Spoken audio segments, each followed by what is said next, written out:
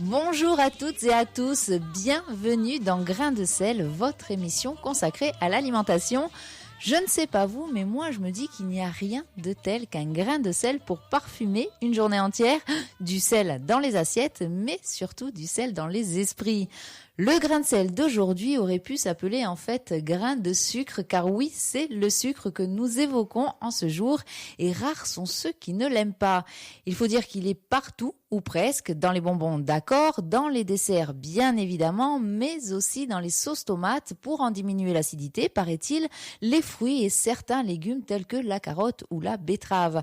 Sans oublier les boissons, qu'il s'agisse de soda, de jus de fruits ou même d'alcool. Alors, sucre rapide, sucre lent, sucre complexe, sucre ou canard, qui est donc cette denrée sur laquelle on se jette en cas de quarantaine annoncée? Pour en parler, je reçois aujourd'hui deux jeunes femmes. Elles s'appellent Rosemary Pasqualage et Nathalie Paolette. Elles ont créé une association que certains d'entre vous connaissent certainement. Il s'agit de l'association Les Diabétiques de Corse.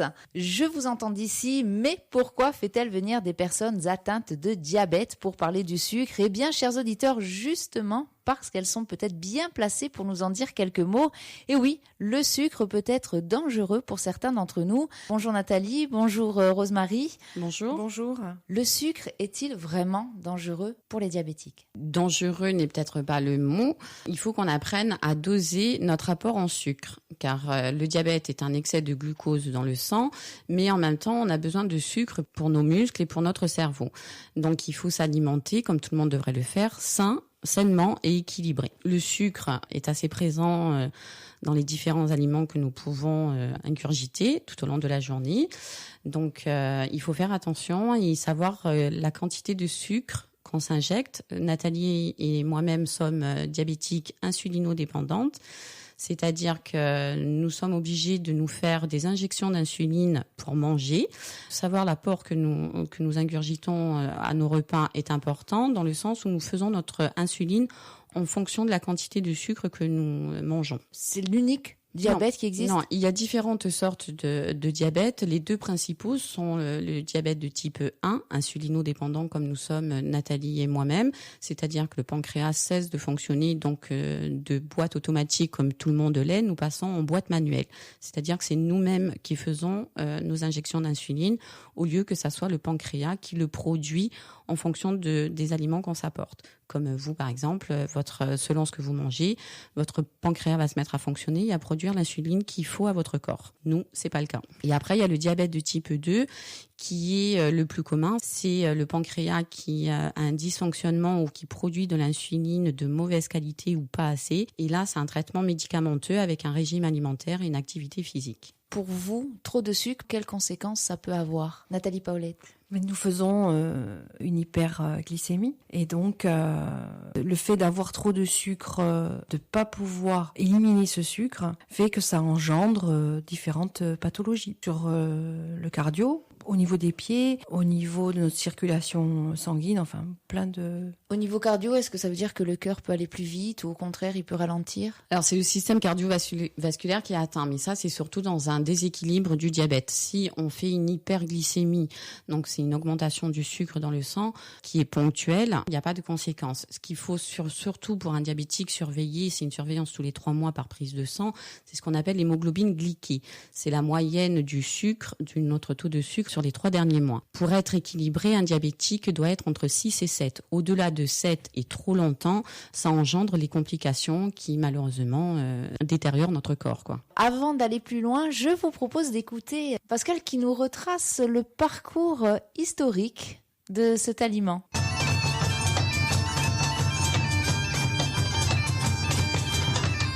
Me revoilà, chers amis, pour vous raconter cette fois-ci l'histoire de ce petit rectangle blanc, plus connu sous le nom de sucre, que certains d'entre vous aiment voir fondre dans leur café au petit matin. Sachez que ce sucre en morceaux date de 1843 et remerciez au passage Monsieur Jacob Christophe Rad. Sans lui, c'est un bloc, que dis-je, un pain d'au moins 2 kilos qu'il aurait fallu plonger dans votre tasse. La canne à sucre, car c'est d'une plante dont il s'agit, arrive en Europe au Moyen-Âge avec les premières croisades et est considérée à l'époque comme une épice, c'est-à-dire rare et coûteuse. Mais Comment faisait-on avant ? Eh bien avant, Dame Nature nous comblait de sève de bouleau blanc, de mou de raisin. Vite, vite, un macaron, un falcoulé. Mais fort heureusement, aussi de miel. Notre cher Khan voyage, dès l'Antiquité et au fil des conquêtes. Des Indes à la Perse, en Macédoine, la Méditerranée, la Grèce, Rome, l'Égypte, l'Asie mineure, l'Afrique et l'Espagne. La Canne des Canaries arrive avec Christophe Colomb. Nous sommes en 1493 et très vite, la frénésie s'installe. L'Europe est accro au sucre. Je dis bien accro au sucre. Les premières pâtisseries et confitures se dégustent tendrement. 16e et 17e, la canne est introduite en Amérique. Commence alors une page des plus sombres de son histoire, celle de l'esclavage des premiers Indiens et des Africains. Et hop, nous voilà en 1806. Napoléon décide de stopper la croissance des Anglais, alors maître du sucre. Il instaure un blocus continental. Nos chers compatriotes anglois, eux, dégustent du thé sucré, du chocolat chaud sucré et se gavent de bons gros bonbons sucrés. Et pour l'Europe, la pénurie. 1812, le sucre de betterave arrive à son tour. Monsieur Delessert remet à Napoléon le premier pain de sucre de betterave.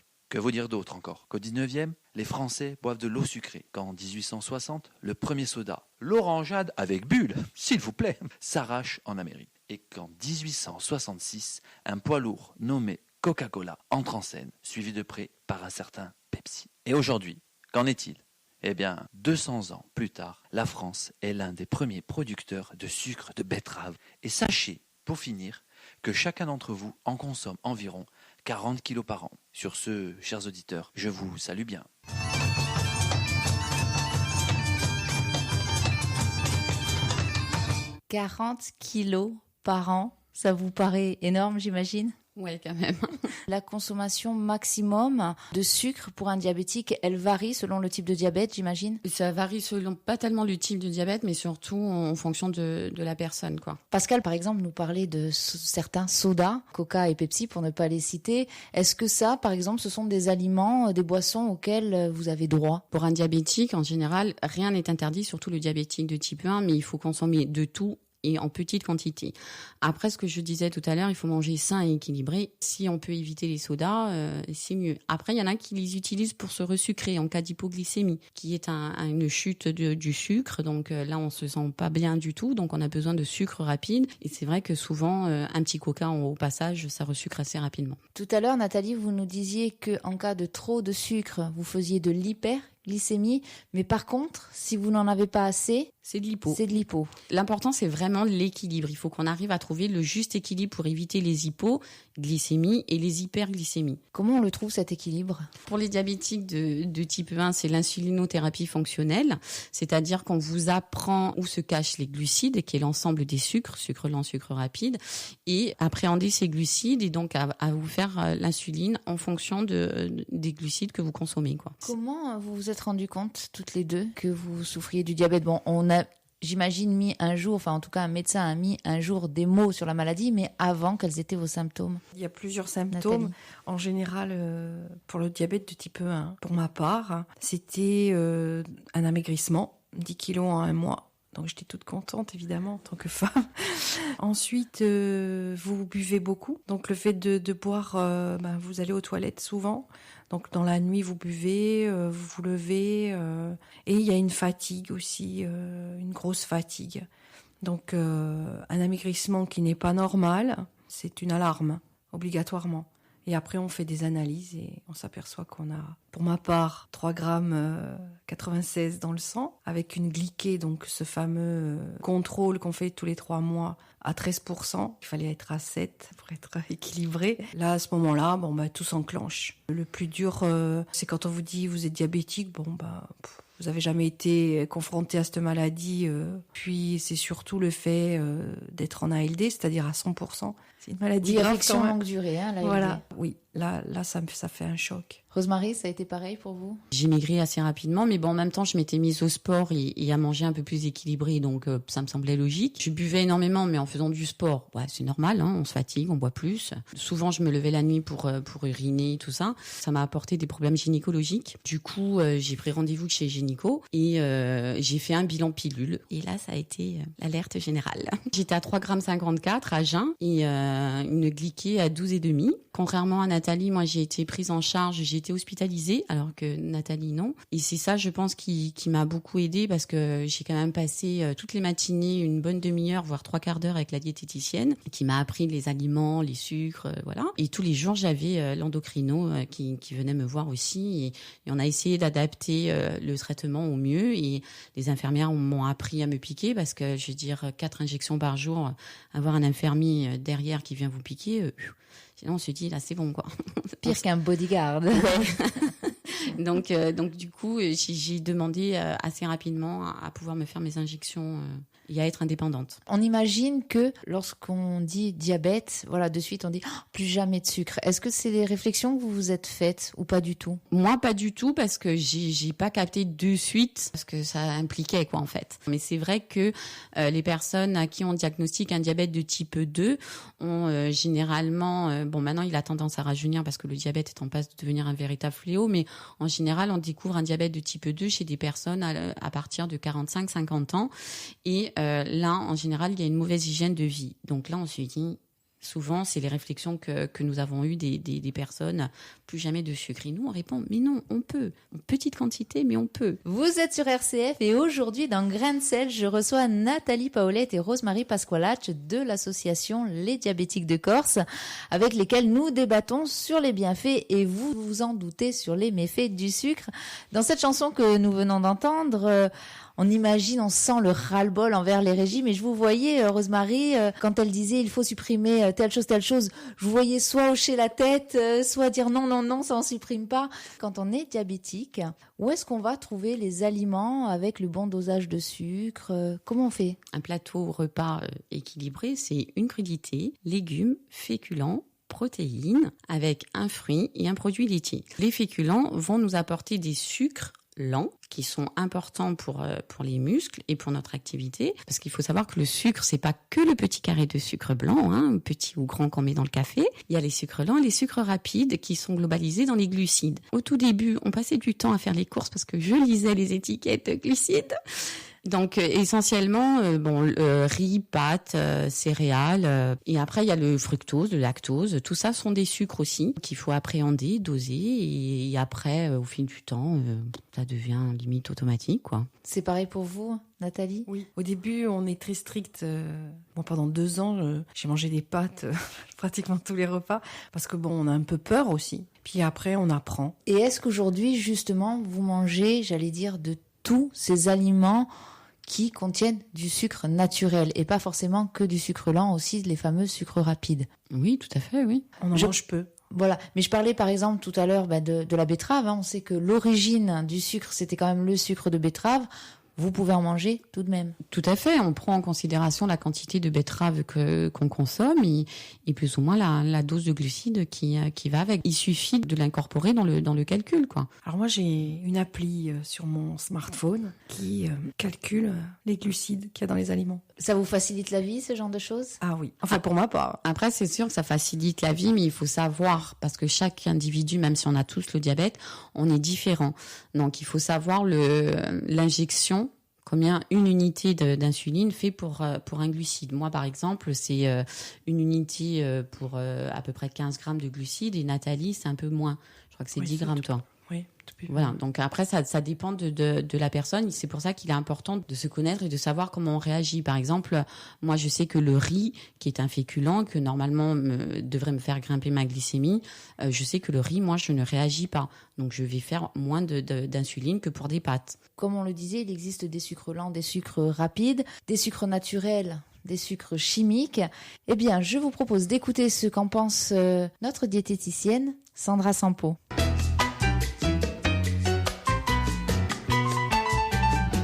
Le sucre, c'est un aliment qui apporte de l'énergie à notre organisme.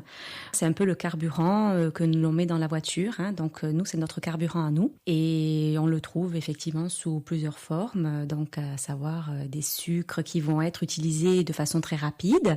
C'est apporté par tout ce qui va être les sucreries, les bonbons, les gâteaux, voilà, tout ce que l'on aime bien, évidemment. Et ensuite, il y a un autre sucre qui, lui, par contre, est utilisé de façon beaucoup plus lente par rapport à l'organisme et diffusé effectivement aussi lentement par rapport aux apports des besoins que va avoir l'organisme. Le sucre, un carburant, donc ça veut dire qu'on en a absolument besoin, qu'il est indispensable. Oui, effectivement, il est indispensable.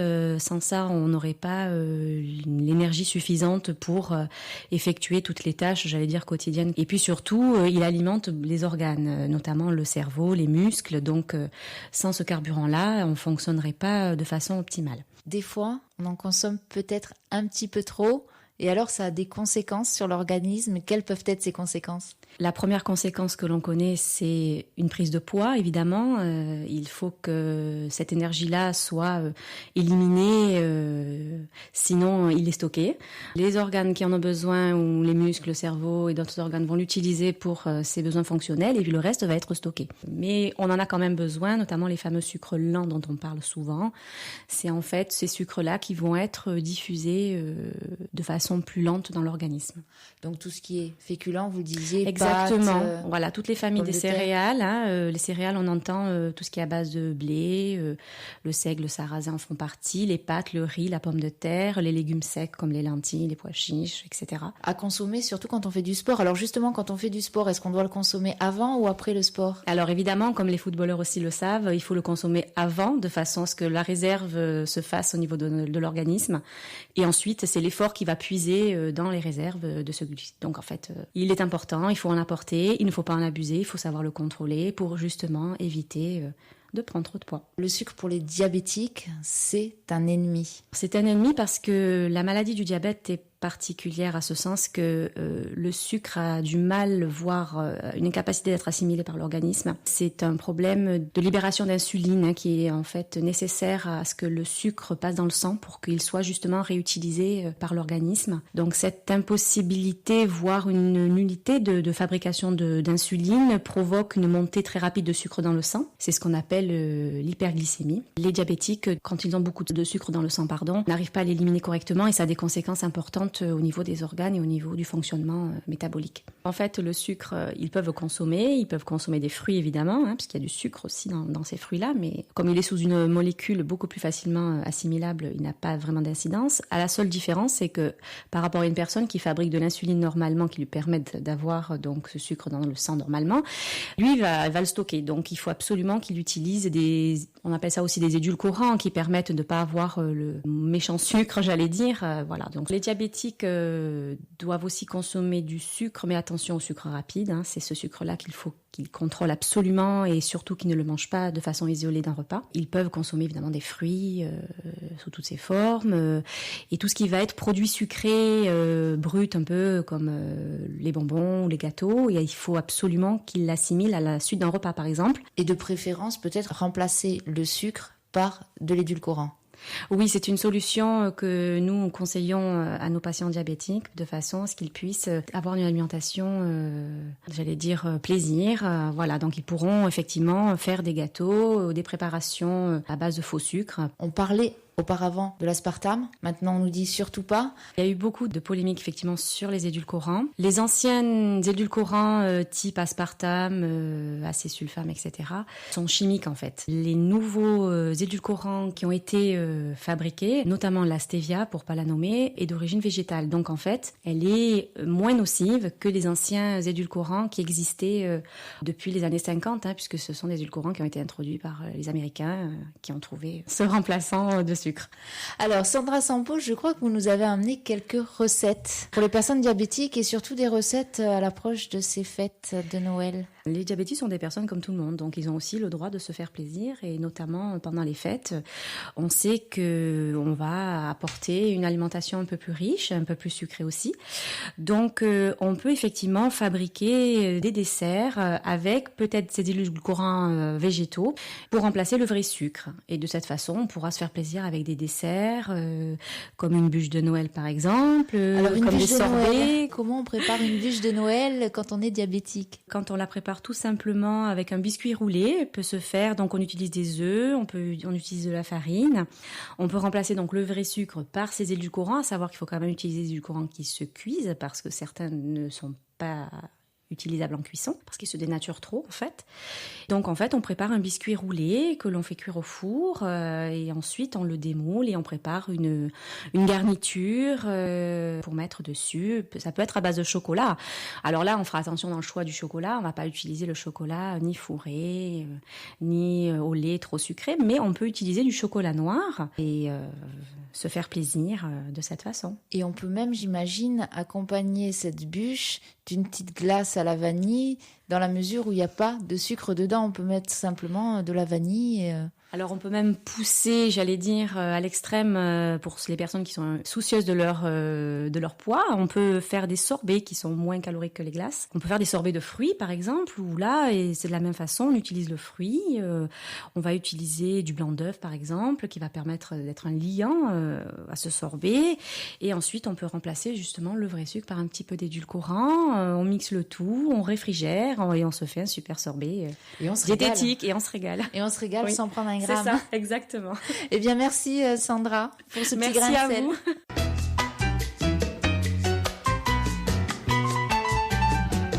Rosemary, Nathalie, vous mangez une bûche de Noël à Noël comme tout le monde. Tout à fait. Mais alors, sans, Nathalie, vous me disiez ça, sans cette fameuse pâte à tartiner dont nous ne citerons pas le nom, mais ça, par contre, surtout, interdiction, c'est ça? Interdiction. On peut en manger, mais vraiment pas beaucoup, quoi. Là, ce que nous disait Sandra, c'est vraiment ce que vous nous disiez au début, c'est-à-dire que vous pouvez manger de tout, mais surtout faire attention. Oui, surtout faire attention. Après, il est peut-être plus facile pour les diabétiques de type 1 qui faisons l'insuline en fonction de la consommation d'aliments. Il est peut-être plus facile pour nous de gérer plutôt qu'un diabétique de type 2 où eux, ils ont des médicaments pour stimuler leur pancréas afin qu'ils produisent une meilleure insuline ou que leur insuline produite soit plus agressive vis-à-vis du sucre, quoi. Est-ce que vous appréhendez quand même, quand arrive la période des fêtes, parce que c'est quand même peut-être plus un casse-tête, non? Peut-être qu'avec l'habitude, ça y va, mais on est invité à droite à gauche, les apéritifs, on sait que dans l'alcool, il y a du sucre, il y en a un petit peu partout, peut-être plus qu'à l'accoutumée. Est-ce qu'on appréhende quand même ces périodes ou pas du tout? Oui et non, parce que moi je sais que mon entourage, que ça soit familial ou amical, se sont bien adaptés à ma maladie. Je dirais maintenant à l'apéro, il y a plus souvent des petits radis, des petits choux-fleurs que des chips, quoi. Et puis personnellement, si je consomme de l'alcool, je ne consomme que du vin. Je ne prends plus d'autres alcools comme à l'époque j'aurais pu me prendre un martini blanc ou quoi que ce soit qui est beaucoup plus sucré qu'un verre de rosé ou un verre de blanc, quoi. Alors nous arrivons au terme de cette émission. J'aimerais vous laisser le petit mot de la fin. Est-ce que justement vous auriez envie de faire passer un message? Le message que nous voulons faire passer, c'est pour ça que nous avons créé l'association en octobre 2012, c'est que même si on est malade, que c'est vrai que le diabète a pas mal de contraintes, on peut très bien vivre avec. Nous, c'est un message d'espoir qu'on veut transmettre. Parce que cette maladie nous est tombée dessus, c'est sûr, on était à l'âge adulte, peut-être c'était un peu plus facile, mais on peut très bien vivre avec. Et au contraire, pour moi personnellement, ça m'a donné une force que je ne soupçonnais pas en moi. Nathalie? Oui, comme dit Rosemary, effectivement, on peut tout à fait vivre avec, travailler, avoir à faire du sport. C'est plus dur pour certains ou pour d'autres, mais bon, c'est une vraie leçon de vie. Eh bien, merci à toutes les deux pour nous avoir offert cette leçon de vie, justement. Merci à vous de nous avoir invités. Merci beaucoup.